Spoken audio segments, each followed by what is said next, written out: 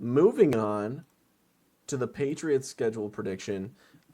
So we've got some bold takes really quick from the comments section before we dive into it. So, diehard Patriots fan saying Drake May. Yes, that is your quarterback. Just wanted to point that out. I agree. Yes. He said Patriots are trash. Unfortunately, we're ending with the top 5 pick again. I know my team. Ending in a top 5 pick Well, is that's you must not have any hope. A lot I of mean, optimism. yeah, well, I don't know. We'll get into it when it comes to like the yeah. prediction, but like you have to be at least happy. I mean, you got Vrabel, Drake May. You hope to take the next step.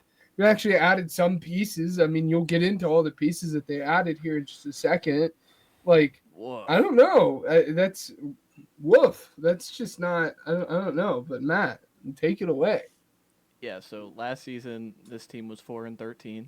They were fourth in the division. They missed the playoffs. Obviously, they were 27th in offensive EPA per play, with a negative .081. They were 31st in run block win rate and 32nd in run block win rate, according to ESPN Analytics. And they were also one of the worst defenses in football, which was something I was surprised by. I thought their defense kind of had a puncher's chance, but they traded Judon before the season, like right before the season, and didn't Gonzalez get hurt pretty early?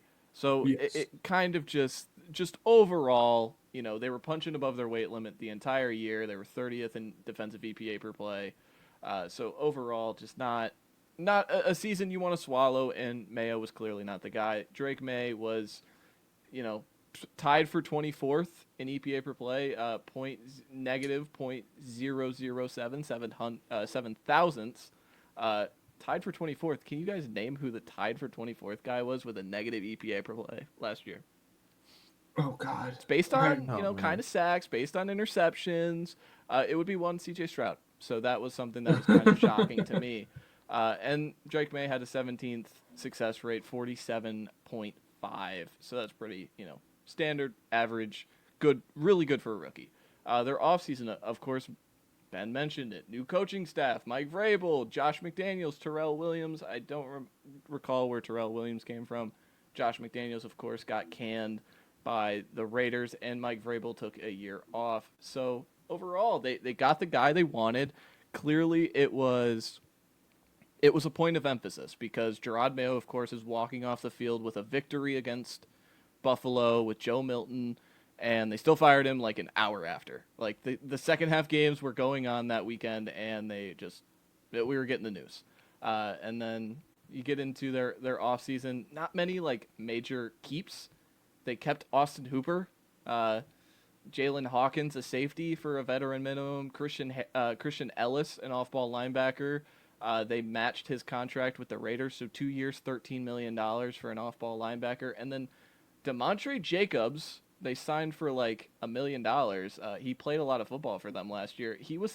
This was fun for me. He was the worst tackle graded on PFF in 2024. 81st of 81st. So that tells you how the tackle play was for a rookie Drake May, along with Jalen Polk, who was ranked the lowest receiver. So I just wanted to Matt's guy, Jalen Polk. Yeah, my guy, Diet Roma Dunze. I said that before the draft. I not looking great on that take, but just shows you what Drake May had to deal with last year. And then we get into their additions. I texted the chat. I'm not going to mention all of them, but 16 new players coming in from free agency and 11 draft picks. Massive swing from Mike Vrabel, really embodying his team mantra, like I'm bringing my own guys in. And, they sniped Milton Williams from the Eagles, technically from the Panthers, because, right, the Panthers were really in on him. And they signed him for 4 years, $104 million. The richest contract in all of free agency this year. Stephon Diggs, a receiver, 30-year-old receiver, coming off an ACL tear, 3 years, $63 million. That's fake money. It's basically a one-year contract with how the guarantees are set up. They can cut him next year and I think actually save money. So that's rare for a 3-year contract to look like that. I think it's just a way to have him under contract if they want to extend him later if he's good. I don't know. Carlton Davis, cornerback from the Lions, 3 years, $54 million. Harold Landry, edge, 3 years, $43 million. Robert Spillane, 3 years, $33 million. Morgan Moses, we mentioned with the Jets, 3 years, $24 million. Garrett Bradbury, a center, 2 years, $9.5 million. Matt Collins, an X-receiver, blocker, 2 years, $8.4 million. Josh Dobbs to be the backup quarterback, 2 years, $8 million. Calevon Chason, an edge rusher from, I believe, Vegas, 1 year, $3 million. Kyrus Tonga, nose tackle, 1 year, $2 million. Jack Gibbons, off-ball linebacker, 1 year, $1.3 million. If I, slow it down a little bit, if I went too fast, that was every player who I just named, including contract. Right now on Ourlads, outside of Josh Dobbs, is listed as a starter on the Patriots. So that's about 11 new starters plus new backup quarterback. An incredible overhaul of just free agency. Just really rare, but they had over $100 million. They needed to spend it. They needed to just get a level of competency for Drake May. Now you get into the draft. Very strategic first 2 days. Will Campbell, offensive tackle, helps Drake May in the first round. Trevian Henderson, running back in the second round, helps Drake May. Kyle Williams, receiver, in the third round out of Wazoo, helps Drake May. And then lastly, Jared Wilson, a center out of Georgia, in round 3, helps Drake May. And then I just wanted to throw in Braden Swinson from LSU. They got him in the 5th round. He was a really good player. I had him as a top 60 player on my board. So just lobbing that one in there. If he becomes a hit, come back to me. And then their departures, just like little moves. Jonathan Jones has been there a long time. He's been their nickel, 700 snaps. Devon Godshaw, they traded him to my Saints, 680 snaps, interior defensive lineman. Dietrich Wise, an edge rusher, 400 snaps. Jacoby Brissett, of course, played 350 snaps. Joe Milton I included in here. He played 61 snaps, but they were fantastic. 61 snaps. And then just throwing in their long snapper, Joe Cardona, they cut 121 in relation snaps. to Matt? And then Jawan, no, not me. And then Jawan Bentley, off-ball linebacker, 61 snaps. Did he retire? I can't remember, but he was a really good player there. He was good, yeah. So he's kind of getting hit with the injuries. And then my season outlook question, I don't want to do this with every team, but we have to do it for this team.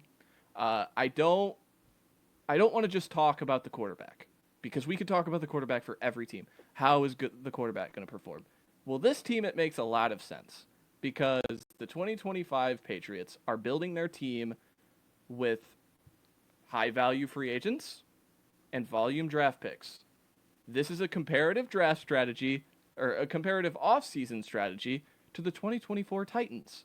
A year 2 quarterback, a new coach, we spent a lot of money, we took a lot of, draft picks, and where'd it get you? The number 1 pick, because the quarterback didn't, take a level up. And I know Will Levis is drafted in the 2nd round, Drake May's drafted in the top 3. But it's basically, can we band-aid this roster? And in a vacuum, it makes sense. In a vacuum, it's good process. In a vacuum, this guy's going to, the other side of the grass is going to be green, but sometimes it doesn't take that leap, especially in the conference that they're in the AFC with, Burrow and Herbert and Mahomes and Allen and Lamar. And I could keep on going, and it's still a lackluster offensive skill group. You're expecting Kyle Williams to play a really big role. You're expecting a 31-year-old coming off an ACL tear to play a really big role. And their O-line group is still, suspect at best, I believe. Mm-hmm. And, hey, Josh McDaniels back. The guy that has only had real success in this league when coaching Tom Brady. It's just a recipe of intrigue. And I think this season is not about if they reach their win total, which, by the way, on DraftKings is 8.5. All right. They expect this team to be a above 500 team. And I think that's not the way to walk into this season. I think if I'm a Patriots fan, I want to be able to puff my chest out next season and say, we have our guy going into 2026. And whether that looks like we have 5 wins or we have 7 wins, or hell, we surprise everybody and we're winning double-digit games. if you're able to walk into 2026 knowing Drake May is your quarterback for the future, that's good enough for me. And that's what I hope they achieve. Yeah, it's tough. It's difficult. I mean, Matt summed it up. For me, I think the big question is, and it's a question we had, through the course of the entire offseason, not specifically about the Patriots, is Will Campbell. Can you get? He's just going to play left tackle, yeah. Yeah, can you get high-level tackle play from Will Campbell? I was in the camp, and I have always been in the camp that you absolutely can. A half inch isn't going to mean that much of a difference. I mean, I know it is a game of inches, but I do think he has the stuff. He does have the technique to be a very, very good tackle at the league.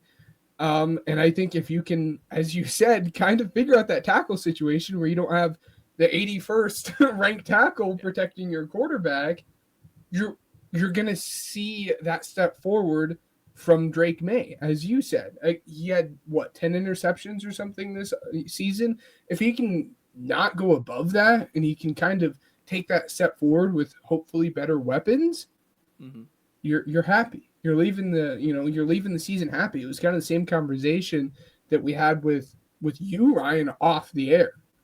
As long as you see that quarterback take that step forward, you're happy with how the season turned out, despite what their records say in the win-loss column.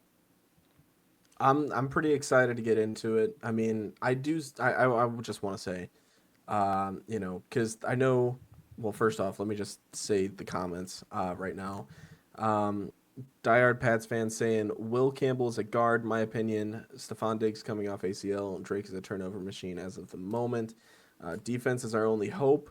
And then he also said, Matt, you're spitting right now. There's still a lot of question marks.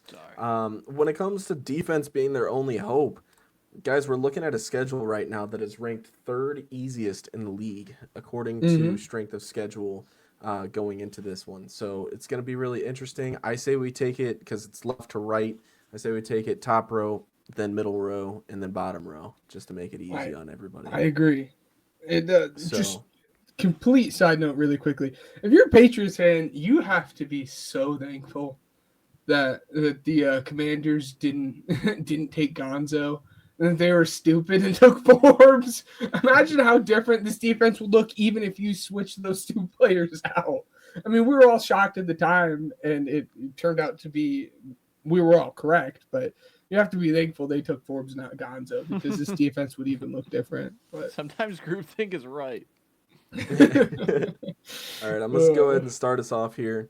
I think they're going to start off with a win, not very high on the Raiders this year. And then they're going to lose in Miami, lose in Pittsburgh. I think they're going to win in Carolina. Or I'm sorry, at home against Carolina. The red is the away. Yeah, okay. Yeah. At home against Carolina. They're going to lose in Buffalo. And then I think they're going to win against New Orleans. Matt? I have them, if you check my Raiders prediction, I had them beating the Raiders, so they'll start 1-0, and then they'll lose the next two. They'll lose on the road in Miami. They'll lose to Pittsburgh. They'll beat Carolina. They'll lose on Sunday Night Football to the Bills, and then they'll beat my Saints. So they'll go. We'll start a 3-3 action. Yeah, there you go. Yeah, I mean, again, if you guys watch the Raiders video, you guys actually know I'm kind of the flip of these guys. I think the Raiders will actually win this one, and I think the Dolphins will win this one. In division teams, goes to the home team there. But I do have them picking up a win against the Steelers, but then losing those next two against the Panthers and Bills. You're starting off the season 1-4. You're not too happy with how those first 5 weeks go. Next up for me, let's see. They will beat the Titans, beat the Browns. I will have them beating the Falcons. Side note, hopefully I'll have Sunday ticket again this year, but I absolutely will be watching this game. Falcons Patriots sounds really fun to me for some reason. I don't know. They'll lose against the Bucks. They'll beat the Jets. And then they will lose against the Bengals. All right, I have them losing back-to-back to Tennessee and Cleveland. And I know a lot of people are like, what are Mm. you talking about? Cleveland has to win games somewhere. Like, they cannot go 0-17. So I'm going to sprinkle some little things like I had the Saints beating the Jets. Like, I'm going to sprinkle in some little, like, Browns and Saints wins here and there because they can't go 0-17, and they're not going to. Every dog has its day. And then I have them beating Atlanta, losing to Tampa, as mentioned before, losing at home on Thursday Night Football to the Jets, and then losing to Cincinnati. This is where their major stretch of losses come in, going 1-5 in that stretch after a 3-3 start. Ugh. Yeah, I just realized too as well that I left off the Saints from that top row, so we'll pick up with the Saints here. All of them beating both the Saints and the Titans there, and then the Browns. I think that's a great 3-game get right stretch for them, especially for me when they started off 1-4. You hope you at least go 2-3 in that stretch against those teams. And then I do have them losing the next 2 games against the Bucks and Falcons. Beating the Jets, but then losing to the Bengals here. So you actually started seeing them kind of the opposite of Matt, starting off a little slow, but picking up a little bit of steam as the season goes on. Next row, I have them beating the Giants, going into the bye week. Man, they've got 8 wins for me, pretty crazy. And with that much needed rest and everything like that, shocker alert, they're gonna beat the Bills. I know, crazy, I know. But the thing is about the Bills, man, they're destined to slip up from time to time. And I think that, Vrabel can get that done. They're going to lose to the Ravens. Like I said, they're going to sweep the Jets this year. And then, man, this one's fun.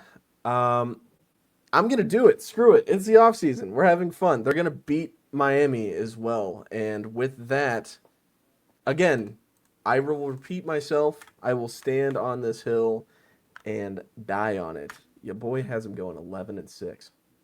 Wow. I have them. I like the schedule. I have Drake them May, beating Truther. I have Drake May Truther. I have them beating the Giants. I'll have them 5-8 at the bye week, and then I'll have them losing back-to-back games against teams who are competing for a Super Bowl, in the Bills and the Ravens, and then they'll finish beating the Jets, beating the Dolphins, finishing 7-10 for me. I think this is where this team is going to be. I think this is a good hope. Like, this is a good place to be. If we can walk in, to 2026, the year, not like the season, with Drake May, like I said, up at the top. Like, if you can buff your chest out as a Pats fan and say Drake May's our guy at the end of the season, it's a success, and that's all that matters. It's not about winning in 2025. Absolutely. I have them beating the Jets here. So they go into their super late bye at this point with 6 wins on the season. And then I have them losing these next 2 games against the Bills and Ravens. But then I do have them finishing out the season with 2 wins here against the Jets and Dolphins here, having them go 8-9. So Matt, we see this team very, very similar with each other. And again, as you said, as we both said, again, I think no matter what is in the columns and wins and losses, if you can come out of the season saying Drake May looked better under a actual competent coaching staff, you're going to be pretty excited for what the future holds. I will say, I'm excited to see how that one pans out. The Patriots are another team to watch for me. It was a little bit of a hidden gem. I was trying to hide that one from you guys a little bit. I know I've said, like Panthers are the team to watch for me, but like Patriots, man, I Their love schedule. The Vrabel. They have a good I love schedule. the schedule. They've got a good experienced head coach that at one point in time I was trying to be like, hey, if we don't get Ben Johnson, like this is who I want. Yeah, And that's the thing. I feel like I'm like full doomer on this team, just like talking the way I think Drake May's really, really good. And I think bringing in competency is going to really, really help him. And if you're like Ryan and you believe they can win 11 games, it's because you believe Drake May is going to take an unforeseen leap to me with a great coach. Whatever I believe in Mike, the guy's a winner, and all those cliches about a coach. The guy clearly wins, and he has the resume to prove it. And he's bringing back an OC who also has won. So there's a lot of things that are alarm bells with me. Like, just I shouldn't side by side compare them to the Tennessee Titans of last year, but those ring some alarm bells. And just what if rebuilding your team through only free agency is a tough like needle to thread. And if they do it, they get all my props. But I think 7-10 honestly is pretty generous. Even with the schedule they have, I think there's a lot of slip up potential with, we're looking at teams right now like Cleveland and Atlanta and Tennessee is one of them, just like looking in the middle of the schedule going, yep, win, check mark. And you're kind of like in a dogfight and it's 2020 with 2 minutes left. And you're like, oh, man. But we'll see. It's going to be a tough team to play, in my opinion. But I think I could see where you guys are coming from. I honestly, like, before this, because literally it's fun to do this with everybody, like, live, just because, like, I talked myself into 2 more wins than what I came into. Like, we're having fun. It's the off season. It's June. Like, you know what I mean? Have fun with it. But like, I was sitting at that 8-9, 9-8 range for this team. I'm definitely higher on it than you guys are, and I'm okay with that. But like, it's fun with that. I saw you. You had a Lee Corso moment. You said F it and threw it through the. Yeah. I'm like, you know what? It's fine. So, just to wrap it up. But Ben, go for it real quick before. No, I think it's gonna be a tough team to play from the defensive side of the football. I think they're gonna take another step forward when you look at the pieces that they have and the coach that they have. But man, is that pass catching room just garbage? Yeah. I mean, if a 30-year-old Stephon Diggs coming off an ACL player is gonna be your number 1 pass catcher, it's not looking too good, and that's the biggest question for me. Like, after the season is done and wrapped up, go and find something. I mean, it just like you said at the end of the Jets thing, it's a shame that they're in the same division as the Jets, because I think it'd be fun to see a Garrett Wilson on this team, for example. It won't happen. Exactly where my head's at. To wrap it up, our final predictions for the Patriots: I had them at 11-6. Ben had them at 8-9. Matt had them at 7-10. So thank you guys for tuning into that part.